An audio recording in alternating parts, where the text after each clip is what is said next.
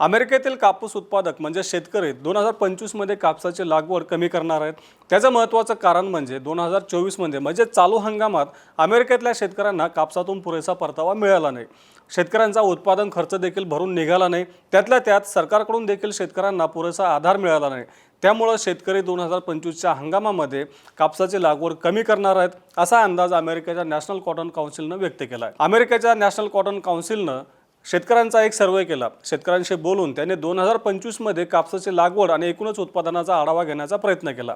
यामध्ये शेतकऱ्यांशी बोलल्यानंतर शेतकऱ्यांनी असं सांगितलं की आम्हाला कापूस उत्पादनातून यंदा उत्पादन खर्च देखील मिळाला नाही, तसंच सरकारचं देखील दुर्लक्ष आहे। जागतिक पातळीवर सगळी परिस्थिती अनिश्चित आहे, त्यामुळे 2025च्या हंगामामध्ये आम्ही कापूस लागवड कमी करू असं शेतकऱ्यांनी कळवल्याचं या काउन्सिलचं म्हणणं आहे। बरं, अमेरिकेच्या शेतकऱ्यांपेक्षा आपल्या भारतातील शेतकऱ्यांची परिस्थिती काहीशी वेगळी नाही आहे। आपल्या कापूस उत्पादकांना देखील यंदा गेल्या 4 वर्षातील नीचांकी भाव मिळतोय। यंदा परिस्थिती अशी आहे की यंदा हमीभावापेक्षा देखील आपल्या शेतकऱ्यांना कमी भाव मिळतोय। त्यामुळे पुढच्या हंगामात देखील आम्ही कापूस लागवड कमी करू असं आपल्या भारतातले शेतकरी देखील आता सांगतायत।